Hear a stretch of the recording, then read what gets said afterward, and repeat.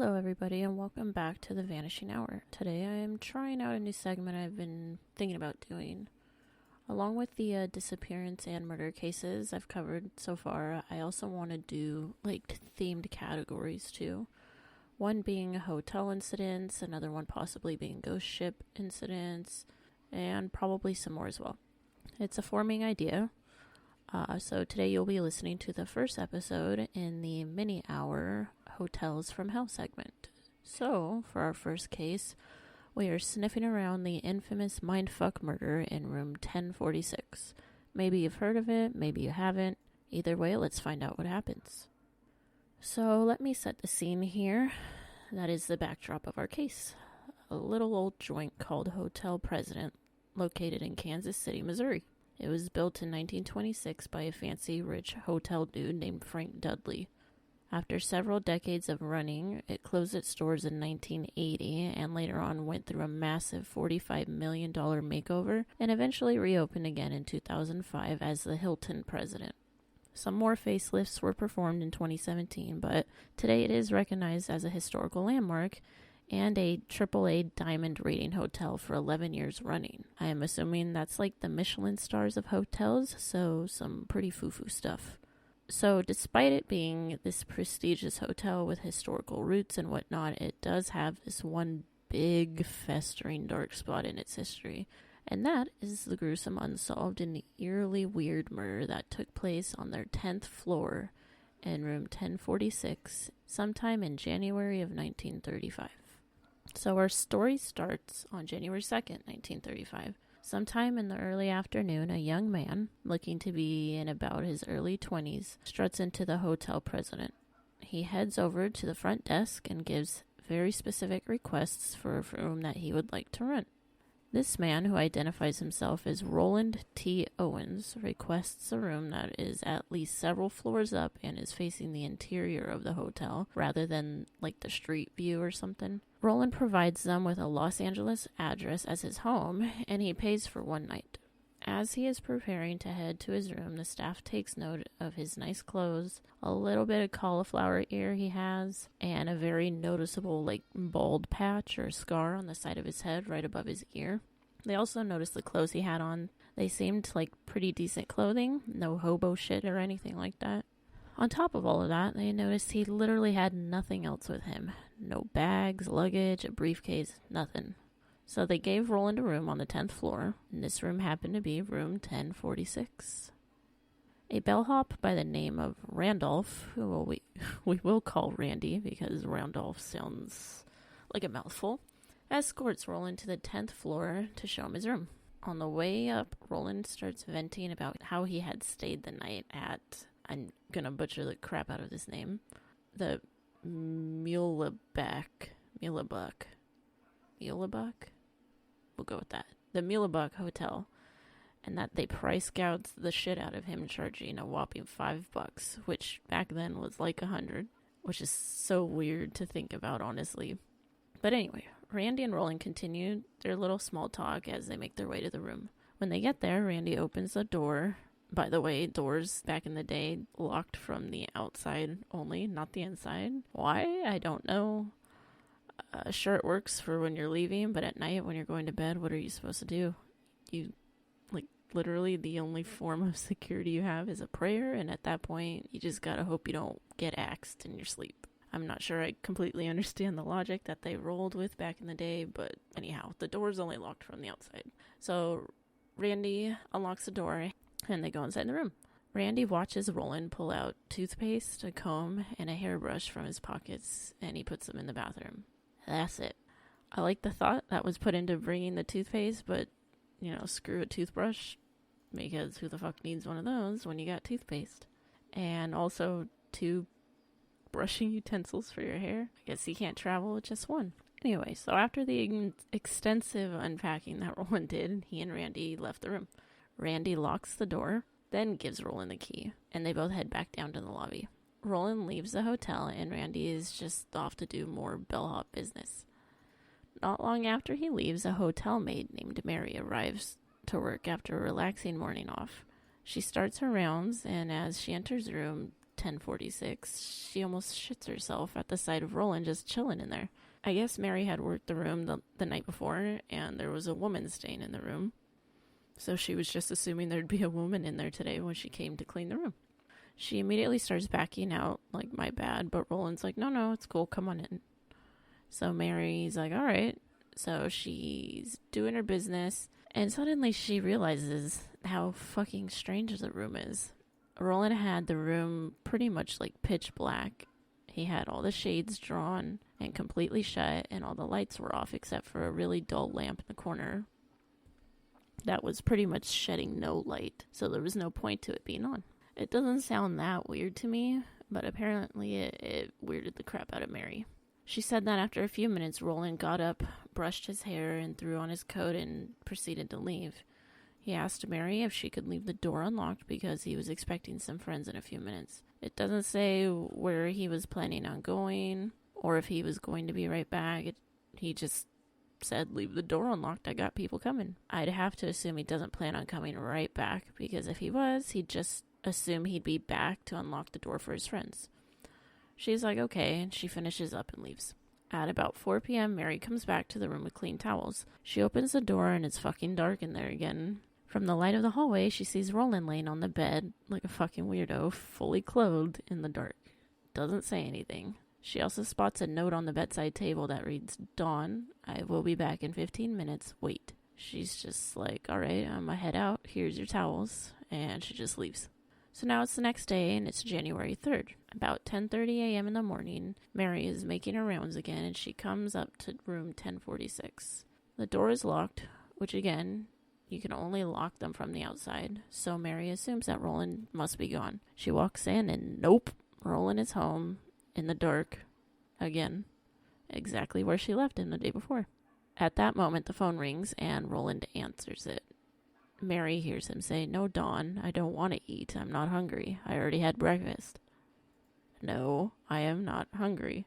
And while he's seemingly still on the phone with Dawn, he turns to Mary and just starts asking her about random questions about her job. Like, do you cover the entire floor? And does the hotel offer residential rates?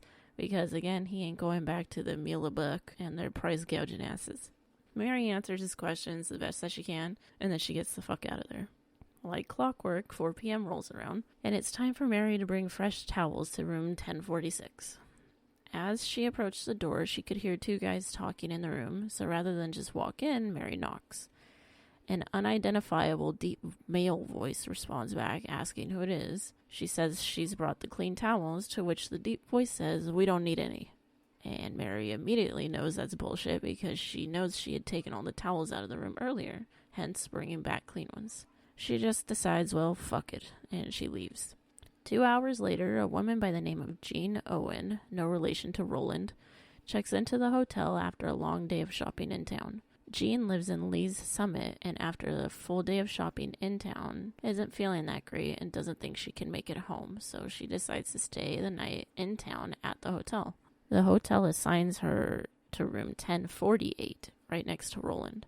Jean gets settled into her room and lets her boyfriend, who worked at a flower shop nearby, know that she was staying the night in town. He comes to visit her at about 9:20ish and stays for about 2 hours.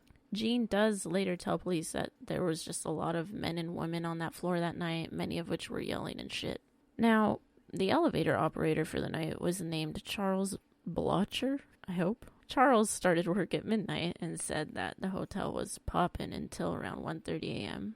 After that, shit quieted down except for the loud-ass party he remembered that was in room 1055.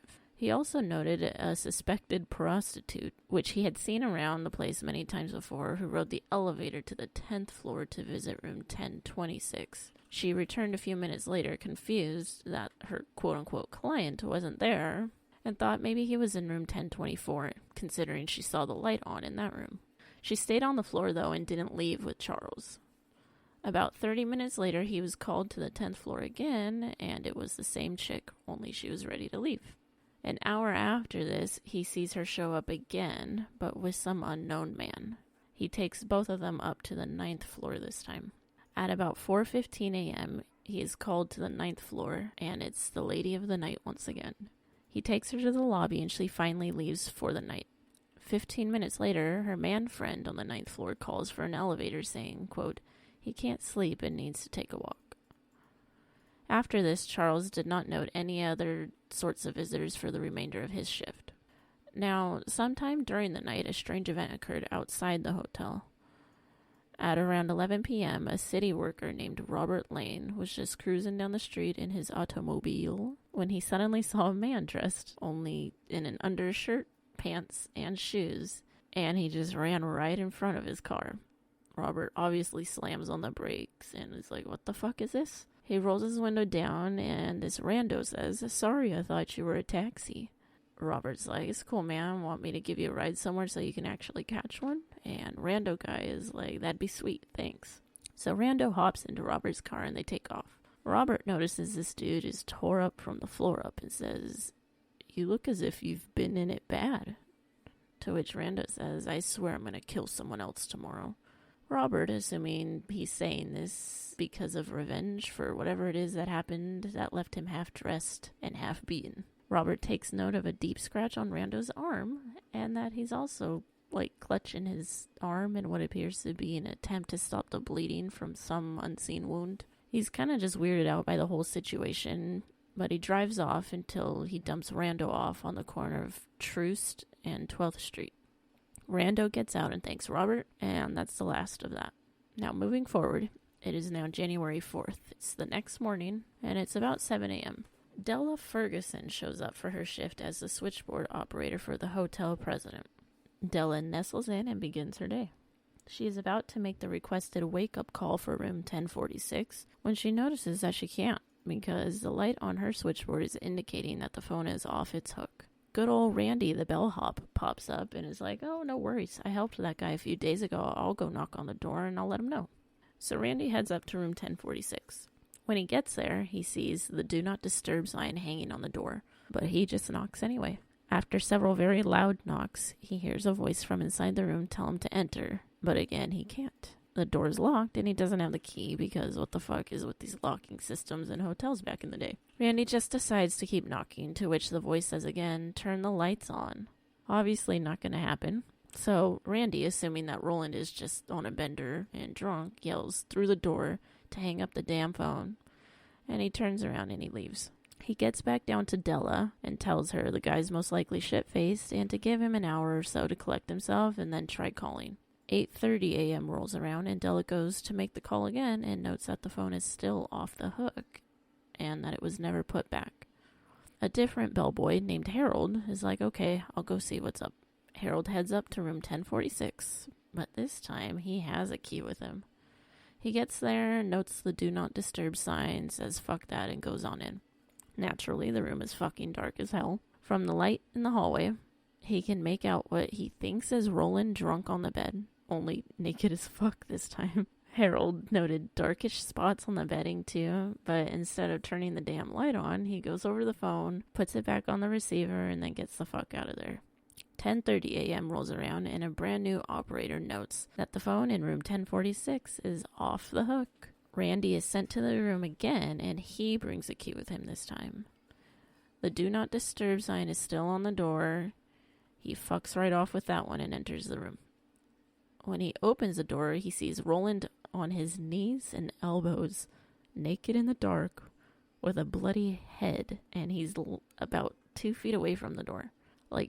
Doesn't that fucking make you want to shit your goddamn pants? Randy turns the light on, fixes the phone, and right about then he notices blood all over the walls, both in the main room and in the bathroom, and all over the bed, and there's even spatter on the ceilings.